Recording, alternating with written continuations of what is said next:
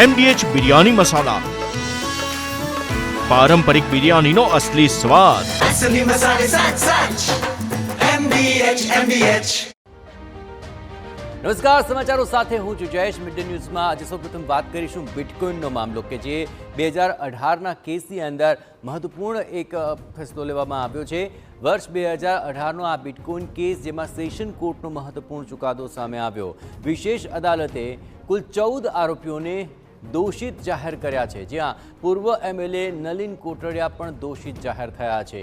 તત્કાલીન SP જગદીશ પટેલ અને તત્કાલીન PI અનંત પટેલ પણ દોષિત જાહેર થયા છે. આ મામલે સરકારની તરફેણના 172 જેટલા સાક્ષીઓની તપાસ કરાઈ હતી. બચાવ પક્ષના એક સાક્ષીની તપાસ કરાઈ. અત્રે ઉલ્લેખનીય છે કે વર્ષ 2018માં આ મામલે આરોપ ઘડાયા હતા અને આખરી દલીલ 3 મહિના સુધી ચાલી હતી, જે બાદ 92 સાક્ષી ફરી ગયા.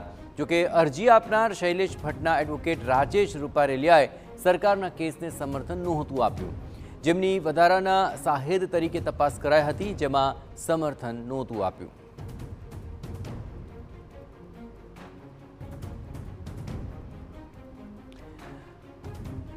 તો નલિન કોટડિયા દોષિત જાહેર થયા છે. ઉપરાંત PI અને અન્ય જે તમામ લોકો પર મહત્વપૂર્ણ આશંકાઓ સેવાઈ રહી હતી એ તમામને દોષિત જાહેર કરવામાં આવ્યો. એટલે કે મહત્વપૂર્ણ આ ચુકાદો આજે સામે આવ્યો છે.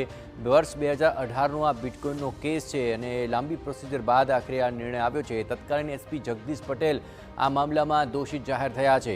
આ ઉપરાંત પૂર્વ MLA નલિન કોટડિયા તેમની પણ સંડોવણી સામે આવી હતી અને તેમને પણ દોષિત જાહેર કરવામાં આવ્યા છે. તત્કાલીન PI અનંત પટેલનું નામ પણ તેમાં સામે આવ્યું હતું અને તપાસ બાદ તેઓ પણ હવે આ ચુકાદામાં દોષિત જાહેર થઈ ચૂક્યા છે. એક લાંબી પ્રોસિજર ચાલી અને અનેક લોકો સાક્ષી તરીકે હતા. તમામની તપાસ અને લાંબી સુનાવણીઓ બાદ આખરે આ સમગ્ર મામલે ચુકાદો આવી ગયો છે.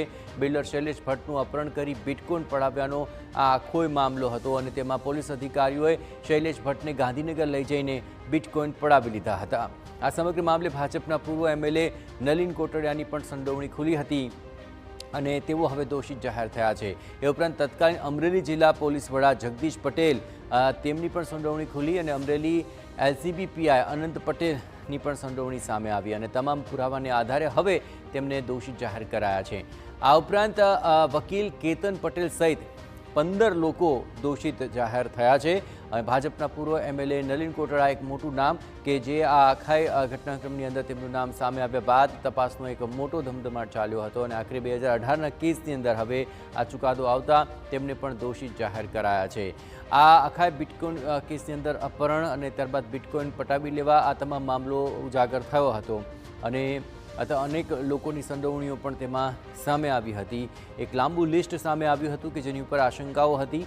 સાક્ષીઓ અને અન્ય લોકો આ તમામને મેળવીને આખરે આ લાંબી એક પ્રોસિજર ચાલી અને ત્યારબાદ હવે સેશન કોર્ટે જે ચુકાદો આપ્યો છે તેમાં આ આખો મામલો હવે સ્પષ્ટ થઈ શક્યો છે. તત્કાલીન PI અનંત પટેલને દોષિત જાહેર કરાયા છે અને હવે આ આખા મામલાની અંદર પરિણામ સ્પષ્ટ થયું છે.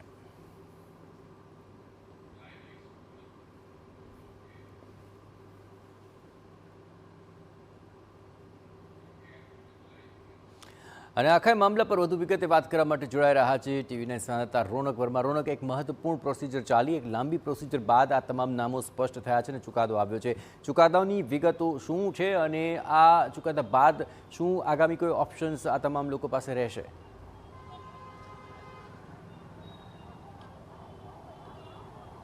જી બિલકુલથી વર્ષ 2018માં રાજ્ય સરકારના આદેશ બાદ CID ક્રાઇમ દ્વારા એક ફરિયાદ છે તે નોંધવામાં આવી હતી અને આ તપાસ એની હતી કે સુરતના એક બિલ્ડર છે શૈલેષ ભટ્ટ, તેમના દ્વારા આરોપ લગાવવામાં આવ્યો હતો કે અમરેલી પોલીસના કેટલાક અધિકારીઓ દ્વારા તેમનું અપહરણ છે તે કરવામાં આવ્યું છે અને આખા મામલામાં તત્કાલીન ધારાસભ્ય નલિન કોટડિયા છે તે પણ સામેલ છે અને આ જ વાતની તપાસ છે તે રાજ્ય સરકાર દ્વારા આપવામાં આવી હતી અને રાજ્ય સરકાર દ્વારા તપાસ આપવાના આદેશ બાદ જે ફરિયાદ છે તે નોંધવામાં આવી હતી અને તબક્કાવાર રીતે જે પણ આરોપીઓ છે તેમને સકંજામાં લેવામાં આવ્યા હતા. મહત્વની વાત એ છે કે અમરેલી પોલીસના તત્કાલીન PI અનંત પટેલ, આ ઉપરાંત તેમની સાથે તેમના જ તાબાના કોન્સ્ટેબલો, આ ઉપરાંત કેટલાક લોકો છે તેમણે શૈલેષ ભટ્ટ પાસે રહેલા જે બિટકોઇન છે તે ગેરકાયદેસર રીતે અપહરણ કરીને પોતે પડાવ્યા હોવાની જે વાત છે તે સામે આવી હતી. ન માત્ર એટલું પરંતુ આ સમગ્ર કેસમાં શૈલેષ ભટ્ટ છે તેનું અપહરણ કર્યા હોવાની પણ ફરિયાદ છે તેના દ્વારા કરવામાં આવી હતી. અંદાજિત જે 200 કરોડથી વધુનું જે ટ્રાન્ઝેક્શન છે તે સામે આવ્યું હતું અને આ તમામ વાતો સામે આવ્યા બાદ વર્ષ 2018માં સમગ્ર કેસમાં ચાર્જ ફ્રેમની પ્રક્રિયા છે તે થઈ હતી. સમગ્ર કેસમાં અત્યાર સુધીમાં જે 192 જેટલા સાક્ષીઓ છે તે તપાસવામાં આવ્યા છે, જેમાંથી 92 જેટલા સાક્ષીઓ છે તે હોસ્ટેલ થયા હતા. મહત્વની વાત એ છે કે આ તમામ જે કેસ ચાલવામાં આવ્યો તેમાં આખરી દલીલ છે તે 3 મહિના જેટલા સમય છે તે ચાલી હતી. એસીબી અને ઈડી સહિતની જે એજન્સીઓ છે તેમના દ્વારા જે તપાસ છે આ કેસમાં કરવામાં આવી હતી અને આ તમામ કેસ ચાલ્યા બાદ આજે વિશેષ અદાલત દ્વારા ચુકાદો આપવામાં આવ્યો છે, જેમાં પૂર્વ ધારાસભ્ય નલિન કોટડિયા છે તેઓ દોષિત સાબિત થયા છે.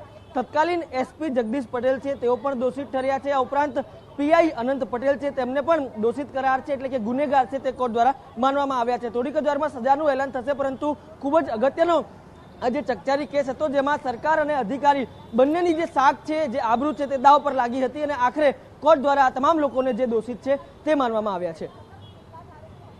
આભાર રોનક. તમામ ગતિવિધિઓ પર આપ નજર રાખતા રહેજો. તો દોષિત જાહેર થયા બાદ તેમના માટે સજાનું શું એલાન થાય છે તેની પર સૌ કોઈની નજર મંડાયેલી છે. આખો આ મામલો હાઈ પ્રોફાઇલ હતો અને સૌ કોઈની ઇમેજ દાવ પર લાગેલી હતી, પરંતુ હવે ચુકાદો સ્પષ્ટ થઈ શક્યો છે. MDH કિચન કિંગ મસાલા રસોડામાં હોય તો આપણે કંઈ પણ બનાવી શકીએ છીએ. રીંગણાનો ઓળો, બટેટા ફુલાવર, ભીંડી મસાલા અને બીજું ઘણું બધું. MDH